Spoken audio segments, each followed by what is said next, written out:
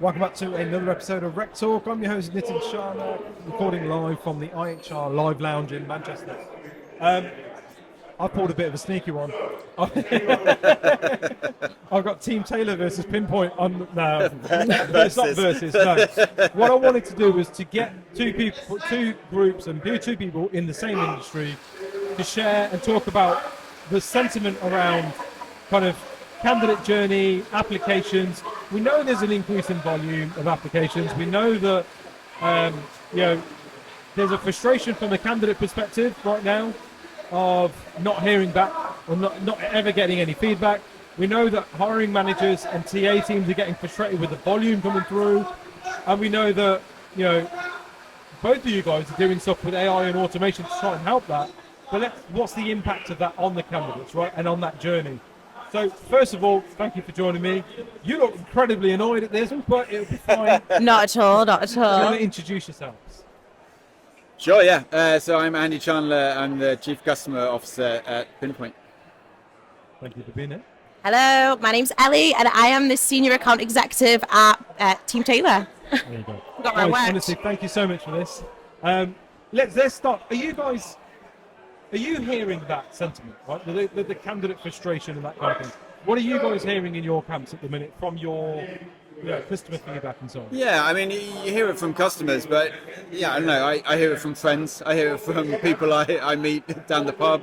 I think everyone is frustrated at what is perceived at ghosting, and that's because anyone who applies to a job, they're only thinking about their application. They're not thinking about, I'm one of 500 people, I'm one of 800,000 people.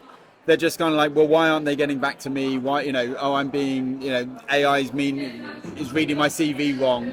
No one applies for a job that they don't think that they will be the best person ever to take that job, right? That's just kind of what people are like. So I think you get that sense that candidates and just the general public are frustrated with it. I think from a recruiter point of view, it's just about time. And I think that's in an industry that was already time poor. If you double everything that's all of the inputs, then it's just there's just a lack of time for anyone to do anything. I'm sure you're the same.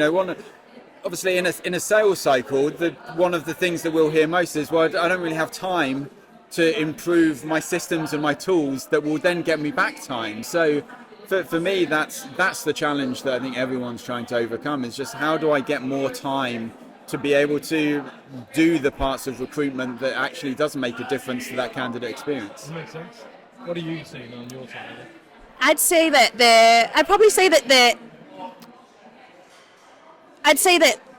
oh God, I'm trying to think of what it is. The attitude to AI has probably changed quite significantly over the last year. Yeah. I'd say that, speaking to candidates, so we started with our AI, a lot of our AI functionality, I'd say like mid last year. And sort of the conversations you can see have changed quite significantly, and people are a lot more confident about it. I don't know, with like events like this where people are coming to and understanding the impact and how it can save them time is a benefit rather than something to be scared about. I think realistically our approach and how I sort of talk to clients about AI is that realistically, it's not there to take your job. It's not there as well to make decisions on candidates. It's there, and how our attitude towards AI is mainly to actually help save the sort of laborious tasks that we normally do. Things like, recruiters are naturally working at 100 miles an hour, they're constantly on the phone, constantly putting out fires. To then all of a sudden have to sit down and write a job advert, naturally your brain just goes, and I think anyone that's worked in recruitment will feel that. Exactly the same with, suggesting, certain questions, sometimes, especially when generalist talent teams, they're not actually specialists within, tech roles, whatever, they're quite generalist. So, we've got some really cool features that allow you to actually suggest questions to ask within the interviews. And then the other thing as well that I know you mentioned about candidates and their impression on it as well as the ability to provide personalized feedback. Now, I know obviously it is done through AI, but at least they're getting feedback, and that feedback that they're getting is a little bit more relevant than just, sorry, we've taken out someone else in for the role. We've got some really cool functionality which will map out a personalised rejection letter, which is to what you said, candidates naturally want to feel like they only person in the process. And actually, it does affect the consumer brand You too. might have visibility on this, you might not, and I appreciate this is an on-the-spot question. Are recruiters using that functionality? Because when you have job distribution tools and CRM, certainly on the agency side, right, we are able to, or we certainly were able to, as far as 10 years ago, red flag a load of candidates that we're not interested in, and then bulk email and say, sorry, you're not being proceeded with. But we didn't fucking do it, right? They just didn't do it. So whilst that facility exists within all applicant tracking systems, and now it's even easier with AI to be able to personalise the rejection, are people using it? Do you have visibility on it? Yeah, people definitely are using the tools that we have. I think the expectation from candidates and just from people, right, not just like candidates at the end of the day are just people. And considering that you have a supercomputer in your pocket where you can order anything from a taxi to dinner to the greatest gift of all time, and those things just arrive, then I think the expectation is just so much higher for that interaction that we obviously work with a lot of retailers as an example, and they say, well, every single candidate is also a customer, so we can't not give a really great experience, because otherwise we're going to lose a customer. And I think that's true for so many companies. You don't generally go for a job at somewhere that you don't believe in the brand, or you don't want to be a part of that. And so I think just that demand for those tools to be able to deliver that. And the thing is, it works in the opposite way as well, though, right? I know someone, I use this person as an example a lot on the podcast. He won't buy a Dyson. He accepts that Dysons are great hoovers, but he won't buy a Dyson because he applied for a job with them 3 times, and all 3 times he never heard anything back. Yeah. So now, out of principle, not only will he not buy a Dyson, but he tells other people not to. Yeah. They're assholes. They must treat their staff like shit. Yeah. But that's the thing, isn't it? It's from one application where you're not getting back to people. Then people are saying, well, yeah, exactly that. I don't think they treat their staff very well, and people kind of extrapolate out these theories from one engagement, which means that you have to get back to people because that expectation is so much I think higher. The excuse of time isn't good enough. No. Because the candidate's taken time to apply.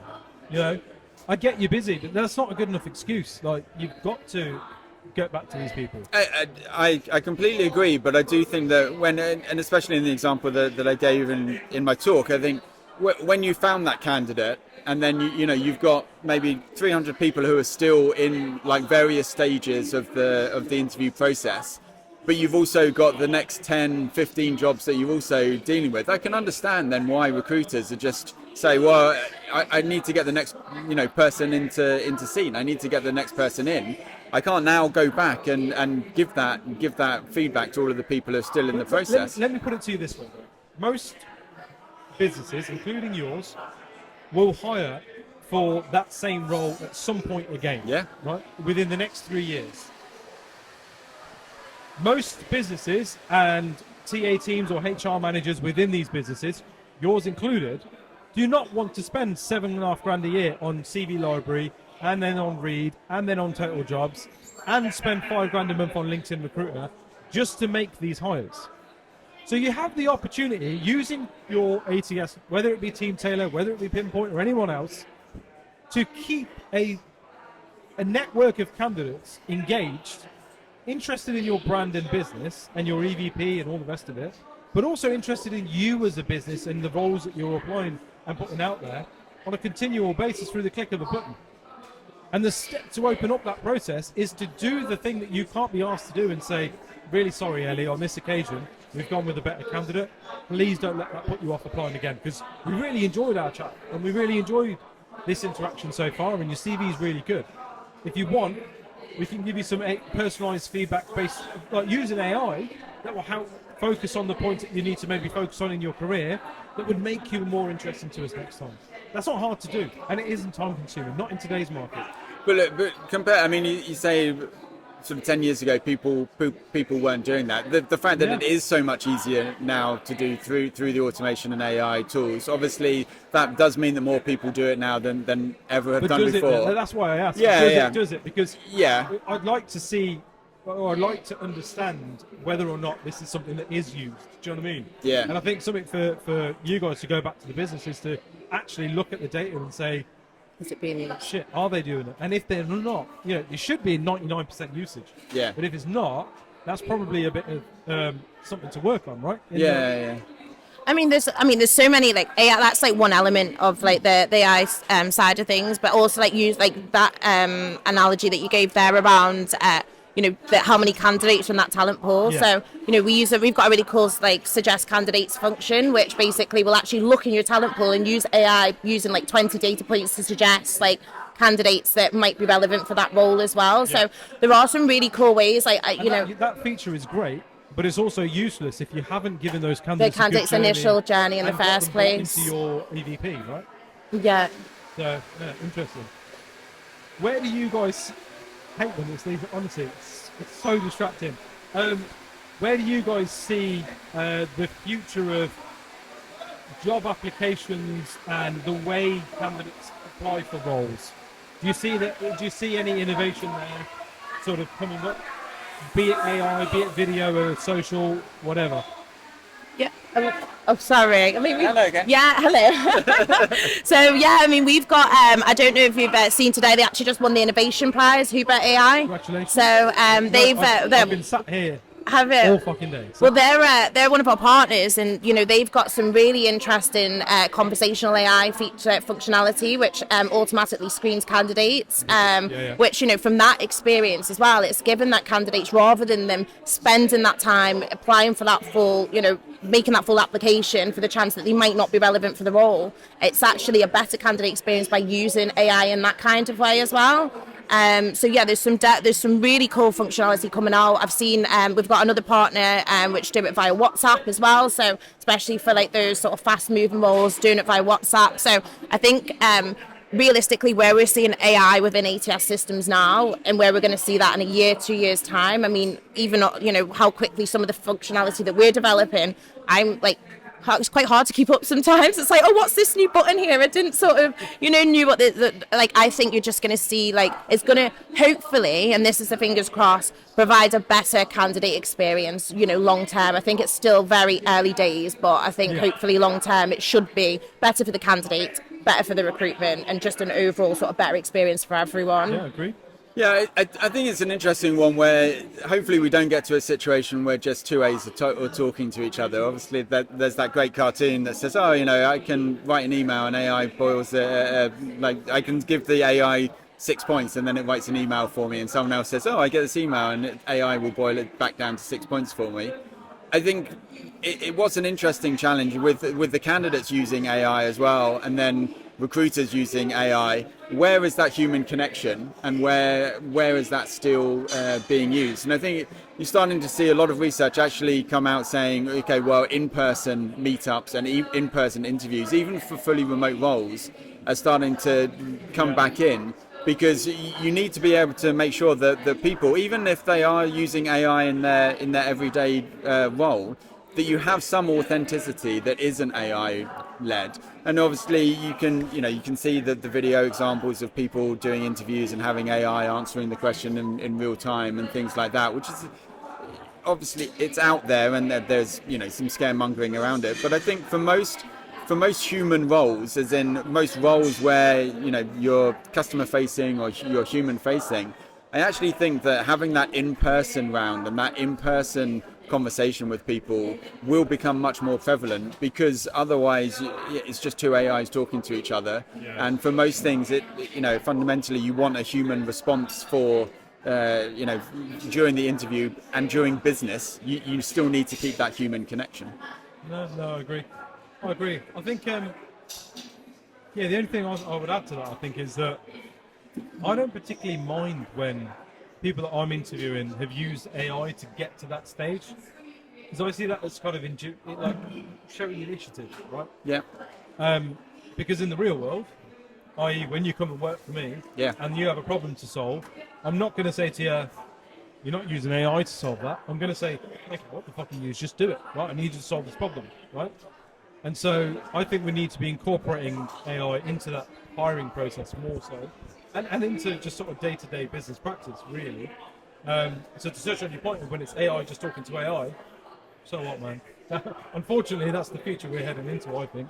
And I think as well, it's depending on what part of the process that you're doing. I think naturally when you get into interview, it is such an in-person, you need to have that. I think, and it's not a place for all roles. I think there are certain roles, especially in like high volume roles, that we are seeing that, for example, you've got potential. Transactional piece. 100%. Listen, they don't want to work for Kellogg's. They just want a job on the production line. 100%.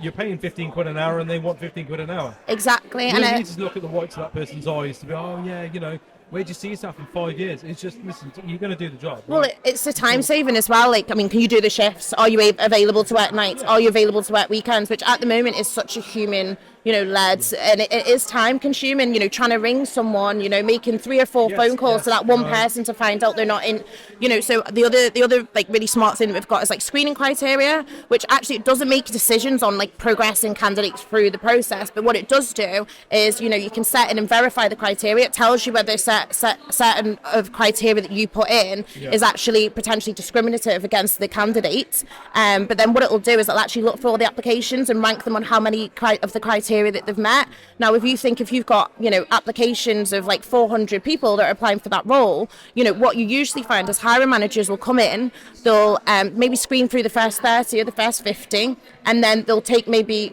some of those candidates through to the next stage. Whereas you've then got, potentially another like 150 candidates that are never even looked at. So chucking killer questions, qualifiers. Yeah. These people are, yeah.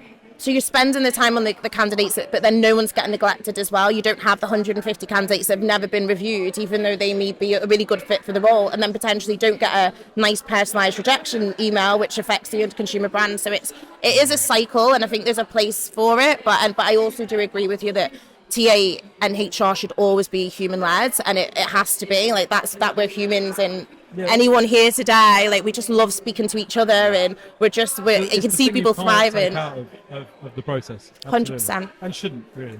There you go. I think that's a very nice place to leave it. Thank you very much for jumping on and doing this. Thanks for your time. Thank you. Thanks for inviting us. Guys, the links to Teamtailor and to Pinpoint, in addition to the LinkedIn profiles of my guests, will be in the description. Do feel free to connect and get a product demo and find out a bit more about what they do. Thank you. Lovely to meet you. Thank you.